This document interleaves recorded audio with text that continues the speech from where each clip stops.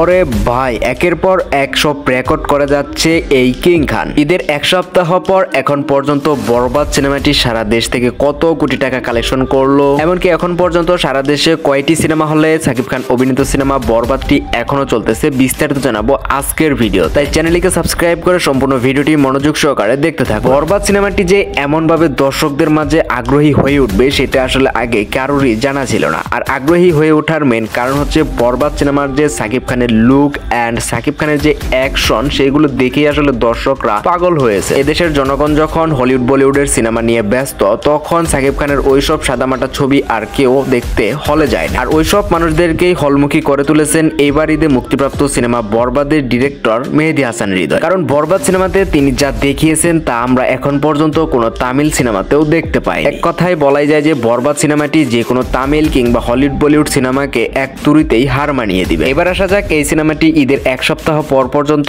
কত কোটি টাকা কালেকশন করলো। আমাদের দেশে যেহেতু বক্স অফিস নেই, সেহেতু অফিসিয়াল বা রিয়েল কোনো তথ্য এখনো জানা যায়নি। তবে যতটা অনুমান করা যাচ্ছে যে এতে বোঝাই যাচ্ছে যে সাকিব খানের বরবাদ সিনেমাটি ঈদের পর থেকে এখন পর্যন্ত প্রায় 20 থেকে 25 কোটি টাকা কালেকশন করে ফেলেছে। প্রিয় ভিউয়ার্স, বরবাদ সিনেমাটি আপনার কাছে কেমন লেগেছে সেটি অবশ্যই কমেন্ট করে আমাদেরকে জানিয়ে দিবেন এবং নিত্য নতুন সকল আপডেট ভিডিও পেতে আমাদের এই চ্যানেলটিকে সাবস্ক্রাইব করে আমাদের সাথে থাকুন। ধন্যবাদ।